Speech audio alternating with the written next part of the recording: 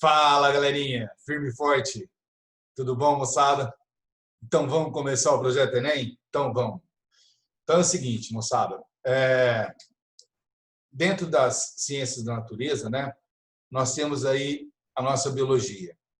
E, especificamente para esse projeto Enem, a gente veio analisando, né, e o Titi já apresentou a nossa ciência para vocês na apresentação do nosso curso, né, com vocês. E ele comentou, né, que entre os questionamentos mais comuns dentro do Enem, a gente tem ecologia, a gente tem fisiologia, a gente tem... bom, aí dentro da ecologia, a gente falou assim, então tá, ecologia é a campeã, a que mais cai. Então vamos ver o que é que cai dentro de Enem sobre ecologia, para a gente tentar reavivar isso daí. São sempre conceitos bastante fáceis, viu, galera? Questões muito tranquilas, às vezes longas, às vezes com informações desnecessárias, mas conceitualmente as questões são simples. E aí, nesses questionamentos, a gente encontra cadeia e teia alimentar, a gente encontra ciclo do carbono, ciclo do nitrogênio, cai bastante também, preocupações ambientais, principalmente poluição, também cai bastante, tá? Relações ecológicas, e mais engraçado até, né? Mais desarmônicas do que as harmônicas. Então, esses assuntos, né, são os principais assuntos dentro da ecologia. E a gente vai tentar abordar, dentro desse nosso projeto, alguns aspectos desse universo Enem. Moçada, tem um perhaps aqui. Perhaps é o seguinte. Então vamos escolher qual assunto que a gente vai começar. A gente optou por começar com cadeia e teia alimentar, mas, como vocês já devem conhecer e saberem, já fizeram Enem, já devem ter percebido, que raríssimas vezes um conceito puro, isolado, cai no nosso Enem, né? Normalmente, os questionamentos tentam abordar 2, 3 ou mais conhecimentos, 2, 3 ou mais competências, para tentar tornar aquela questão realmente avaliativa. Então, vocês vão ver, galera, que dentro da nossa abordagem, a gente vai começar hoje com cadeia e teia alimentar. Além da abordagem pura, simples, né, do que é uma cadeia, do que é uma teia, o que é um nível trófico, o que é uma função trófica, né, a gente vai falar, analisando os exercícios, a gente vai perceber também como é que poluição, principalmente as magnificações tróficas, né, a bioacumulação que acontece principalmente com poluentes como organofosforado, organoclorado, metais pesados, né, são todos agentes poluidores com essa capacidade, né, de bioacumulação e de serem transferidas nos níveis da cadeia alimentar. Então, vamos fazer uma rápida introdução sobre cadeia e teia alimentar, depois a gente aborda um pouco melhor e trabalha alguns exercícios que a gente selecionou para vocês. Fechou, galera? Beleza? Então, vamos lá, moçada. Vamos puxar a nossa telinha aqui. Esse arquivo também vai estar disponível para vocês. E a gente vai começar a trabalhar. Eu vou tirar a minha carinha para isso aqui não ficar distraindo vocês, falou? E vamos começar a trabalhar. Então, vamos lá, galera. Então, tá aí, o nosso projetinho, com muito orgulho, o Circuito Enem. Beleza? Tranquilo? Então, tá ótimo. Bom, como eu falei para vocês, a gente ia começar com cadeias e teias alimentares. Mas, dentro dessa abordagem, né, não que você não saiba, que a gente sabe que você sabe o que é cadeia e teia alimentar, mas será que você sabe o que é nível trófico, o que é função trófica, né? Quais os conceitos disso aqui estão envolvidos, por exemplo, em agentes poluidores? Quem são os agentes, né, que mais sofrem, os organismos que mais sofrem dentro de uma cadeia alimentar, analisando esse aspecto da poluição e assim por diante. Fechou? Então, vamos lá, galera. Vamos prestar atenção nesses detalhezinhos aqui para a gente falar. Então, especificamente, cadeias alimentares agora. Beleza? Então, a definição está aí, ó. Também chamado de cadeia trófica. Galera, trofismo, quer dizer, aqui nesse aspecto, está falando sobre a parte alimentar, né? Como é que uma cadeia alimentar se estabelece e se constrói.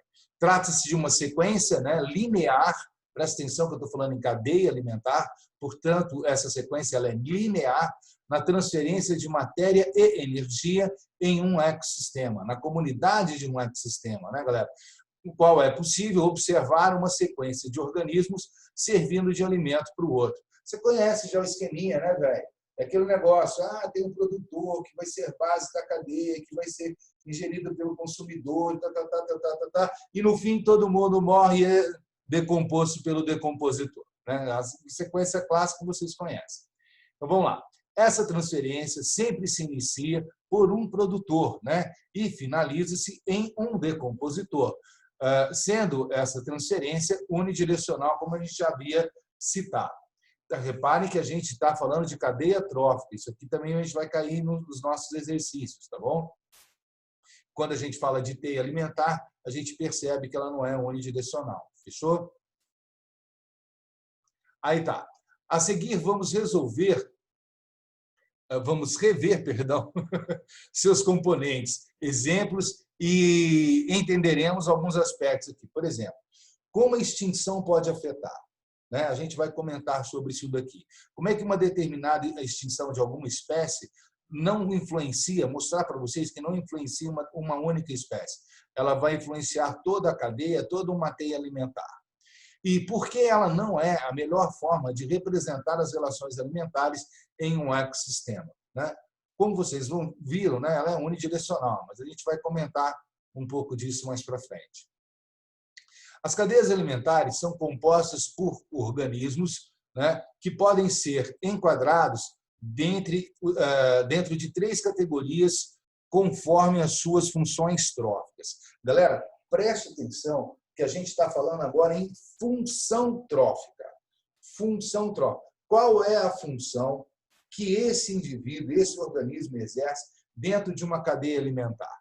Existem, então, 3 funções diferentes possíveis: produtores, consumidores e decompositores. Tá bom? Então, vamos ver. Produtor é a primeira função trófica, ó, função, tá? E também vai ser o primeiro nível trófico de qualquer cadeia. Vocês vão ver por que depois. Organismos capazes de converter matéria inorgânica em matéria orgânica. Isso é, capazes de produzir o seu alimento. Seres autótrofos, né? Isso. Eles são sempre encontrados na base da cadeia trófica, da cadeia alimentar, e são representados por organismos fotossintetizantes, plantas e algas, além dos quimiosintetizantes, em menor número, né? Que são principalmente formados por algumas bactérias. Galera, esquece o conceito, pensa na sua experiência. O que é um produtor? O produtor é aquele que consegue produzir o seu próprio alimento. Cara, como assim? Né? Como é que ele consegue produzir o seu próprio alimento? O que acontece, cara, no caso dos produtores, são aqueles caras que, não importa se por fotossíntese ou por quimiossíntese, obtêm energia, conseguem obter, captar energia do ambiente para que ele possa fazer essa conversão de matéria inorgânica encontrada no ambiente para transformar essa matéria inorgânica em matéria orgânica. E aí ele possa adquirir, compor o seu organismo com essa nova matéria orgânica que ele acabou de sintetizar. Então, o produtor ele faz essa mágica. Ele usa a energia, ele capta a energia do próprio ambiente, que pode ser no caso dos fotossintetizantes luz, que pode ser no caso dos quimiosintetizantes energia liberada por reações químicas. Ele pega essa energia e usa essa energia no seu metabolismo para converter os compostos inorgânicos encontrados no próprio ambiente e tornar esses compostos inorgânicos na sua matéria orgânica, incorporar essa matéria orgânica para ele, né? Então, por isso, ele não precisa se alimentar diretamente de outro indivíduo. Ele sintetiza o seu próprio alimento. Fechou? Então, os produtores são esses caras aqui. Lembrando que o que difere o fotossintetizante do quimiosintetizante, ambos produtores, é que a fonte de um é a luz e a fonte de outro é a energia liberada de reações químicas orientadas. Valeu, galera? Beleza? Tranquilo? Base de qualquer cadeia alimentar, base de qualquer teia alimentar. Toda vez que você tiver que analisar uma cadeia, uma teia alimentar, basta você procurar os seus produtores. Onde que está o produtor? A partir do produtor, você consegue entender qualquer teia, qualquer cadeia alimentar. O próximo nível trófico são os consumidores, né? Olha, agora veja bem, consumidor é uma função trófica. E dentro dos consumidores podem ter alguns níveis tróficos diferentes, como você vai ver no exemplo a seguir. Falou? Você vai entender a diferença de função trófica e nível trófico aqui. Organismos que necessitam alimentar-se de outros organismos, ou seja, seres heterótrofos, né? Que podem ser classificados como primários, secundários, terciários, etc. Galera, esses caras, na boa, eles não conseguem absorver energia de ambiente e fabricar a sua matéria orgânica. Se ele não consegue fabricar a sua matéria orgânica, o que ele tem que fazer? Ele tem que absorver essa matéria orgânica do ambiente que ele vive. E, normalmente, ele pode fazer isso, na maioria das vezes, por ingestão. Traduzindo, ele precisa comer alguém para que a matéria orgânica desse alguém passe a fazer parte da sua própria matéria orgânica. Dessa maneira, ele consegue matéria, a matéria orgânica que eu estou falando, e dessa maneira ele também consegue energia, né? Incapaz de absorver a energia do ambiente, ele precisa incorporar, se alimentar, né? Nós estamos falando aqui de um consumidor por absorção. Ele tem que ingerir ou absorver a matéria do ambiente que ele vive, já que ele não consegue sintetizá-la. E se ele não consegue sintetizá-la, ele é um heterótrofo, portanto. Ok? Beleza? Os consumidores, como é que a gente faz essa diferenciação? Primário, secundário, terciário, etc. Né? A gente faz da seguinte maneira, galera. Os consumidores primários, né, são aqueles que se alimentam dos produtores. Com o meu produtor, ele é primário.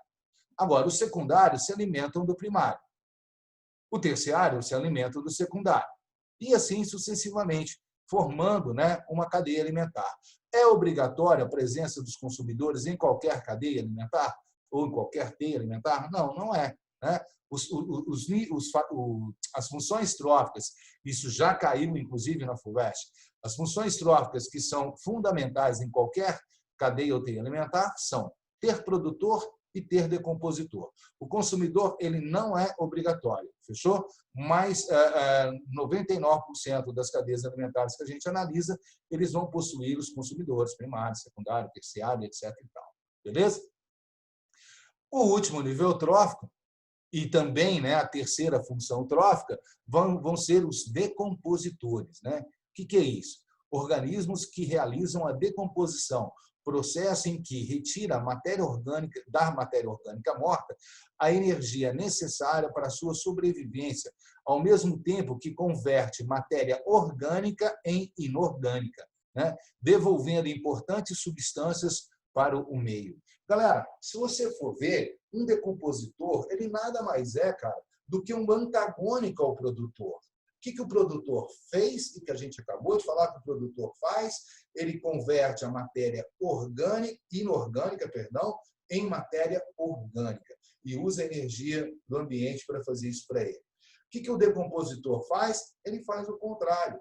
Né? Para a gente fechar esse ciclo, ele tem que fazer o contrário. Ele pega a matéria orgânica, né, como fonte da sua alimentação, como fonte da sua energia, e transforma essa matéria orgânica em matéria inorgânica. Então, como vocês estão vendo, né, são dois lados opostos da função trófica. Um convertendo inorgânico em orgânico, que são os produtores, e outros convertendo o orgânico em inorgânicos, que são os decompositores. Normalmente representados por fungos e bactérias, principalmente fungos, né? Um dos grandes papéis ecológicos que os fungos desenvolvem, que a gente dá pouca função, né? Pouca importância, mas que os fungos desenvolvem nos nossos ecossistemas, é essa função de ecossistema. Né? Isso permite, por exemplo, a gente pensar, galera, que, por exemplo, parte do seu organismo, que agora está fazendo parte de você, né, que está te acompanhando nessa aula aqui, parte do seu organismo já foi parte de um outro animal, ou já foi parte de uma grama, de um abacate, sei lá. Quer dizer, propicia, né, que a matéria se recicle. Lembrando sempre, galera, isso também bastante frequente nos nossos vestibulares, entre eles as nossas provas de Enem, né? A gente sempre lembrando que a matéria cicla, né? Esse ciclo que a gente está falando de matéria orgânica e inorgânica, depois matéria inorgânica e orgânica, esse ciclo isso sempre está acontecendo a todo momento no nosso planeta, mas e nos nossos ecossistemas. Mas a energia não, tá? A energia jamais vai ciclar. Não esquecendo que a energia sempre flui. A matéria cicla, a energia flui. Fechou? Beleza? Então tá ótimo, tranquilo. Bom, aqui nós temos então a nossa um exemplo, né, de uma cadeia alimentar. Eu tenho aqui o produtor representado pelo milho, está aqui o pezinho, né? Eu tenho o ratinho, que é o consumidor primário, eu tenho a cobra, que é o consumidor secundário, que ela come o ratinho, e eu tenho a coruja, que come a cobra, então ela é o nosso consumidor terciário. E o 3 aqui desapareceu, não sei por quê. Bom, galera, o que nós temos aqui? Nós temos uma cadeia alimentar, ó, mostrando, né, um eixo unidirecional da alimentação. Né? Lembrando os decompositores aqui, ó, que vão decompor qualquer um deles quando morrer. Entendeu? Aqui falando dos fungos, ok? Então, veja bem, galera, vamos entender agora a função trófica e nível trófico. O produtor ele tem como função trófica a tal da conversão da inorgânica em orgânica. Né? Então, esses são os produtores. Fechou? Beleza? E é o primeiro nível trófico. O consumidor primário, ele se alimenta do produtor. Então, ele é o quê? Ele é o consumidor primário, não é isso? Ele exerce, então, a função trófica de consumidor primário. Mas qual é o nível trófico que ele está? Ele está no segundo nível trófico. Veja bem, o consumidor primário está no segundo nível trófico. O produtor é o primeiro, ele é o segundo. Né? E a cobra que come o ratinho? Ela é o consumidor secundário, porque ela se alimenta do primário, mas ela ocupa o terceiro nível trófico. Tá? Ó, 1, 2, 3. Ela ocupa o terceiro nível trófico. E a função trófica dela é consumidor secundário. E a coruja que se alimenta da cobra? Qual que é a função trófica dela? Ela é um consumidor terciário, porque ela come o consumidor secundário. Né? Mas o nível trófico dela é 1, 2, 3, 4. Ela ocupa o quarto nível trófico. Fechou, galera? Tranquilo? Beleza? Sem esquecer que todos eles, no fim, vão acabar sendo decompostos pelos decompositores. Fechou, galera? Tranquilo? Beleza? De boa? Ótimo.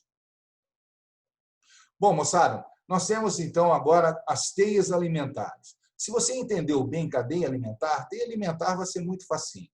O que são as teias alimentares? Nada mais são, galera, do que a interação de duas ou mais cadeias alimentares simultaneamente. Né? Se você interage, você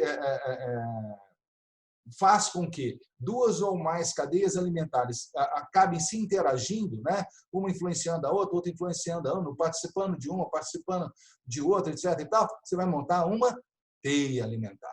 Essa, sim, representa muito mais fielmente o que acontece na natureza. Porque, por exemplo, ninguém aqui, quando a gente voltou aqui atrás, ó, ninguém falou que esse milho só pode ser comido pelo ratinho. Por exemplo, a coruja podia comer o milho? Ou se poderia? Ou se poderia, né? Não tinha que passar por tudo isso daqui. Essa coruja pode participar dentro dessa cadeia alimentar em duas funções tróficas diferentes, né? Consumidor terciário, quando ela come a cobra, ou consumidor primário, quando ela come o milho. Não é isso, galera? Então, vocês estão vendo que a coisa não é bem assim, né? Unidirecional, marcadinha, tal. Existe uma variação dentro disso daí. Não é isso? Beleza? E colando aqui, ó, representa com melhor fidelidade a dinâmica de uma comunidade dentro de um ecossistema, né? Mostrando ser essa relação muito mais complexa do que a dita, né, por uma cadeia alimentar. Fechou? Agora, como você está vendo aqui, ó, olha aqui, ó, já é um pouco mais complexo do que o normalzinho daquela cadeinha lá, né? Por exemplo, eu tenho aqui o produtor. Você sempre começa pelo produtor. Aí você tem aqui a cabra que vai lá e come o produtor. Então, ela é consumidor primária. Mas aí ela vai ser consumida pelo leão. Aí o leão vai ser consumidor terciário. Ah, mas a cabra pode ser comida pelo lobo. O lobo, então, vai ser consumidor secundário, né? Ah, e o leão? Mas o leão, na hora que ele comeu o lobo, ele vai ser consumidor terciário. Então, veja bem, o leão pode ser consumidor secundário quando come a cobra, ele pode ser consumidor terciário quando ele come o lobo, e assim sucessivamente, galera. Você vai ver que dentro de uma teia alimentar, um mesmo indivíduo pode exercer várias funções tróficas diferentes, pode pertencer a níveis tróficos diferentes. Fechou? Como é assim que acontece na natureza de verdade, né? Olha só, galera, que coisa interessante. Não, o coelhinho pode ser comida do lobo também, né? Estão entendendo? Fechou, galera? Tranquilo, beleza? A cobra pode ser alimento da coruja, né? E a coruja pode ser alimento do gato. E aí vai. Fechou, galera? Isso é uma teia alimentar. Valeu? Mas não esqueça, as funções tróficas de produtor, consumidores e o decompositor, que no fim vai decompor tudo isso daqui, ainda é do mesmo jeito, não muda nada sobre esse aspecto. Tá bom? Bom, aquilo que eu tinha falado para vocês, né? A teia alimentar é a magnificação trófica. O lance de associar essa matéria a aspectos de poluição. Ok? Por exemplo, ano passado a gente falou de radiação. Vocês vão ver aqui no exercício que a gente colocou. Tá? Então, vamos lá.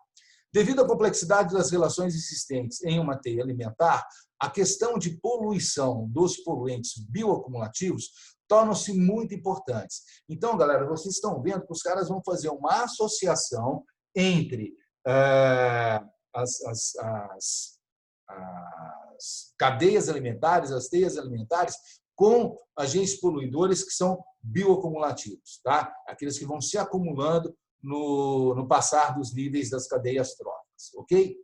Está aí falando. Sabemos que uma pequena contaminação contaminação regional, né, ou focal, pode afetar diversas espécies animais, mesmo longe dali, galera. Pois, uma vez que tenha entrado na cadeia alimentar, a concentração do agente poluidor irá aumentar na sua concentração, né, a cada nível trófico, resultando em um prejuízo e ou morte para os últimos consumidores da cadeia. Então, galera, por exemplo, quando a gente vê algo assim, quer ver? Olha aqui, ó, um exemplo bem clássico, né, de magnificação trófica. Magnificação trófica é esse tipo de poluição que nós estamos vendo, que vai aumentando no passar das cadeias ou das teias, dos vários níveis tróficos de uma cadeia ou de um nível ou de uma teia alimentar. Então, por exemplo, quando a gente fala do DDT, DDT é um agente poluidor bioacumulativo. Olha que coisa, aspecto bastante interessante, né? Mesmo em concentrações muito baixas, lá no fitoplâncton, que é a base da cadeia alimentar aquática, né, galera? Mesmo concentrações muito baixas, 0,0000003 ppm, parte por milhão, né? É praticamente quase que indetectável nesse nível, né? Olha, muito pouquinho. E ele pegou isso aqui da onde? Pegou da água, né, galera? Da água onde ele vive. Pô, mas aí o zooplâncton vai lá e se alimenta do fitoplâncton. Reparem que, como ele tem essa característica de ser bioacumulativo, galera, a concentração no zooplâncton já vai ser maior. Né? Quer dizer, todo esse volume de DDT que estava aqui vai se concentrar nessa galerinha aqui. Né? Então, aquilo que era 0,003, agora vai virar 0,04 parte por milhão. Né? Aí os peixes pequenos que se alimentam do zooplâncton. Olha a concentração do DDT aqui, 0,5 parte por milhão, galera. A concentração aqui já é bem maior do que aqui. E eu ainda estou no terceiro nível trófico, hein, galera? Tá? Porque se eu avançar mais um nível trófico, aqui no quarto nível trófico, os peixes grandes, né? 2 ppm, galera. Olha aquilo que era 0,3, praticamente indetectável aqui. Olha a consequência que em peixes grandes, né, que nós usamos, por exemplo, para a nossa alimentação, a gente já vai estar ingerindo o DDT. Tá? Olha que coisa altamente poluidor, venenoso mesmo, faz mal toda a vida, galera. E para a coitada da águia, olha aqui a concentração, galera. Para a coitadinha da águia que se alimenta do peixe grande. né? A concentração, que era praticamente indetectável aqui, foi se acumulando aqui. Nesse tipo de exercício, a gente percebe a cadeia alimentar, né? A gente percebe a bioacumulação, né? Vocês estão vendo aqui os agentes poluidores se concentrando cada vez mais. E, obviamente, galera, aonde nós vamos sentir um efeito maior desse efeito poluidor? Sempre nos pontos mais altos da nossa cadeia alimentar, né? Então, eu tenho aqui o produtor, consumidor primário, secundário, terciário, aqui consumidor quaternário, né? E aqui aonde a concentração vai ser maior, entre os peixes grandes e a área, aqui eles vão sentir bem esse lance dessa poluição. Fechou, galera? Olha, a tal da interação que eu falei para vocês, né? Beleza? Mostrando aí cadeia alimentar trabalhando junto com poluição. Fechou? Nós vamos ver outros aspectos disso nos exercícios que a gente vai trabalhar agora. Então, vamos lá, galera. Eu selecionei aqui alguns exercícios para a gente comentar sobre eles. Dentro do material de vocês, esse exercício aqui vai ser o exercício 10, que diz assim: a cada safra, a quantidade... Isso aqui é do ano passado, tá? A cada safra, vou mostrar que é tudo questão super recente. A cada safra, a quantidade de café beneficiada é igual à quantidade de resíduos gerados pelo seu beneficiamento. Quem trabalha com café, a gente sabe que é assim, né? O resultado pode ser utilizado como fertilizante, pois contém cerca de 6,5% de pectina, um importante, né, um polissacarídeo, aproximadamente 25% dos açúcares fermentáveis, né? A frutose, a sacarose, a galactose, bem como resíduos de alcaloides, que vão fazer parte da composição de aminoácidos, que não foram extraídos no processo. Galera, vocês estão vendo que aqui, ó, esse resíduo contribui para a fertilidade do solo, pois... Bom, galera, olha que legal. O cara está trabalhando aqui o conceito de a decomposição desses resíduos podem incorporar ao solo, né, importantes fatores que serão como se fosse um adubo para aquele solo, né? Nós chamamos esse tipo de processo de adubação verde. Olha aqui, ó, um novo conceito sendo trabalhado dentro da própria cadeia alimentar de novo, né? Falando aqui da decomposição, da função trófica da decomposição, que faz parte de uma cadeia alimentar, que irá decompor esses resíduos e fazer com que esses resíduos permitir, né, que esses resíduos, depois de decompostos, possam fazer parte do produtor, que será novamente o café, que vai reincorporar essa matéria novamente. Então, entre as possibilidades de respostas, nós temos, né, letra A, a possibilidade da reciclagem de carbono e nitrogênio, que vocês já devem estar percebendo, se eu estou falando em aminoácido, estou falando em carboidratos, estou falando em pectina, né? Isso aqui é fonte de carbono e nitrogênio no nosso ciclo, né, de carbono e nitrogênio. De novo, né, mais uma interação, trabalhando aqui o ciclo do carbono e o ciclo do nitrogênio. Portanto, a resposta da nossa questão é letra A.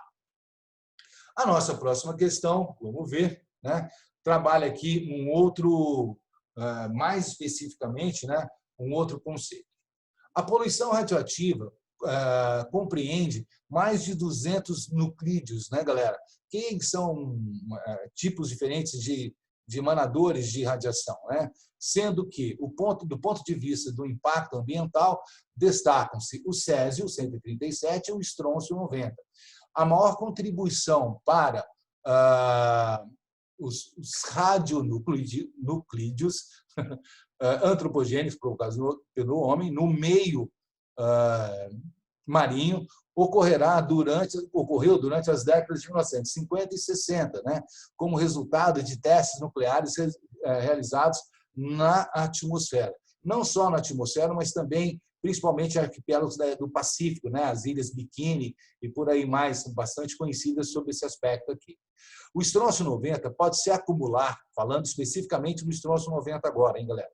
O estrôncio 90 pode se acumular em organismos vivos, em cadeias alimentares, em razão de sua semelhança química, tá,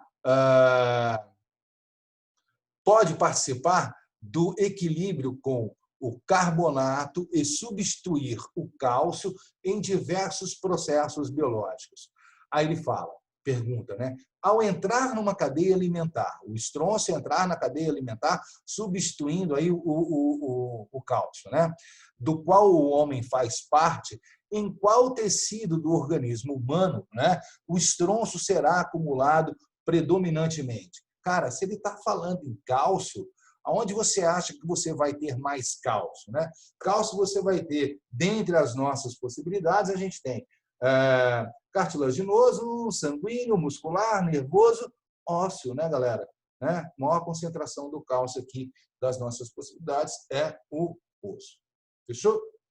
Tranquilo, facinho, né? Bastava que você soubesse que cálcio está ligado a osso. Beleza, você responde, né? Mas uma abordagem mais interessante, colocando aí poluição, nesse caso, bioacumulação, e, ao mesmo tempo, trabalhando os conceitos de cadeia alimentar. Valeu, galera? Tranquilo? Facinho, né? É esse tipo de raciocínio que eu quero que vocês façam, tá bom? Eu tenho certeza que vocês vão fazer. Presta atenção nesse exercício também, muito interessante, galera. Como é que a gente vai perceber que a alteração num determinado componente de uma cadeia alimentar influencia todos os demais. Dados compilados por Jeremy Jackson, né, do Instituto da Oceanografia dos Estados Unidos, mostram que o declínio de 90% dos indivíduos de 11 espécies de tubarões do Atlântico Norte, causado pelo excesso de pesca, fez com que a população de uma arraia, normalmente devorada por eles, explodisse para 40 milhões de indivíduos. Doce vingança. Olha aqui, doce vingança, essa horda de arraias é capaz de devorar 840 mil toneladas de molusco, né, por ano, o que provavelmente explica o colapso antes da lucrativa pesca de mariscos na Baía de não sei quem, nos Estados Unidos. Galera, a primeira coisa que você está percebendo aqui é uma cadeia alimentar. O molusco, que é alimento da arraia, que é alimento do tubarão. Ok? Bom, what's the problem? The problem is, galera, que quando você tira o tubarão dessa história, o que vai acontecer com a arraia? Se vai diminuir o número de predadores da arraia da nossa cadeia alimentar, se vai diminuir os predadores da arraia, vai aumentar, o que é o tubarão? Vai aumentar a arraia. Mas espera aí, se muita arraia começar a sobreviver, passar do número normal de arraias daquela região, o que vai acontecer com os moluscos? Eles vão diminuir. Né? Pelo menos no início, galera, nós vamos ter todo esse desequilíbrio. Né? Diminui o tubarão com a pesca, aumenta a arraia por falta de predador e, consequentemente, diminui a quantidade de molusco pela quantidade de arraia que estão se alimentando dele. Né?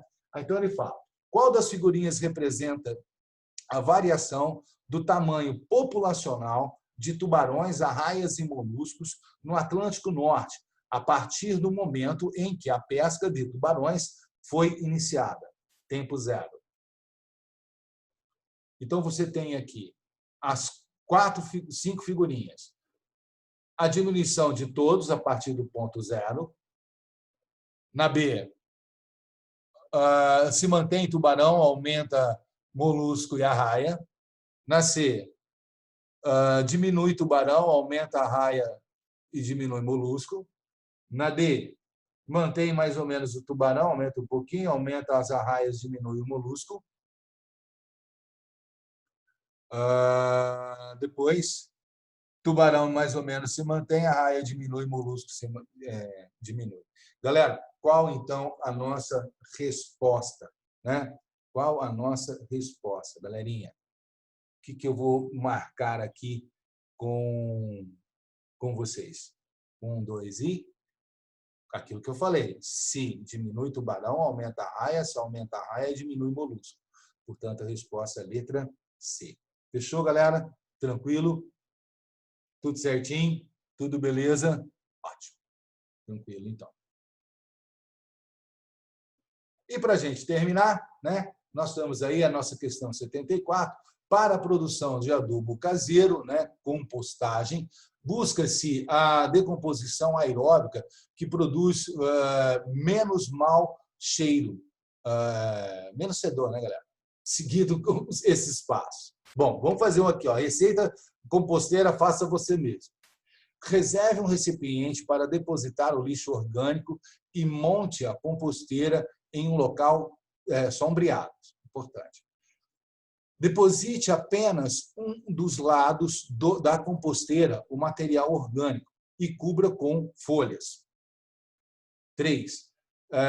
Regue o material para umedecer a camada superior. Isso é 3. 4. Proteja a matéria de chuvas intensas e do sol direto. 4, né? 5. De 2 em 2 dias, transfira a matéria para o outro lado para arejar. Então, vocês viram, eu pego lá uma caixinha, coloco uma matéria orgânica lá, a cada 2 dias eu vou girando de um lado para o outro, né, para arejar esse processo. Não deixando ele tomar sol direto, não deixar umedecer demais, nem secar demais, né? Tornar aquele ambiente um ambiente propício para que a decomposição possa ali acontecer com a ação de bactérias e fungos principalmente. Ok? Bom, em cerca de 2 meses, o adubo estará pronto, né? Dos procedimentos listados, o que contribui para o aumento da decomposição aeróbica é o quê? Galera, todos os fatores ditos anteriormente aqui funcionariam para qualquer tipo de decomposição, aeróbica ou anaeróbica. Agora, quando você fala da quinta, né, a quinta, esse lance de você ficar a cada 2 dias girando o material de um lugar para o outro, é justamente para arejar. A presença do oxigênio vai fazer, então, com decompositores aeróbicos trabalhem aquele material orgânico e isso gere um cheiro muito menos desagradável do que se fosse a decomposição anaeróbica, que, sem dúvida nenhuma, gera um fedor danado, galera. Portanto, qual que é a nossa resposta? Qual é dos procedimentos aqueles que vai funcionar, que vai melhorar a decomposição aeróbica? Então, você já sabe a resposta é a 5. Né? De 2 em 2 dias, transferir o material para o outro lado para arejar. Bom, galera, esse é o nosso finzinho desse nosso primeiro encontro do projeto Enem de Biologia. Espero que tenha sido legal para vocês. A gente vai continuar abordando outros aspectos da biologia e tentando dar uma visão bastante ampla de como nós podemos enfrentar o nosso Enem aí. Valeu, galera. Moçada, boa sorte, bons estudos, né? Parabéns por você estar se esforçando por estar nesse caminho legal de querer preparar, mesmo num momento tão chato como esse que a gente está, não perder tempo, querer se preparar para enfrentar aí o nosso Enem. Galera, beijão no céu da boca de vocês, muito obrigado e até o nosso próximo encontro. Valeu, galera, fiquem com Deus e cadê vocês, galera? E até mais, galera. Beijão, até mais, tchau, tchau. Fiquem com Deus, tá bom? Tchau.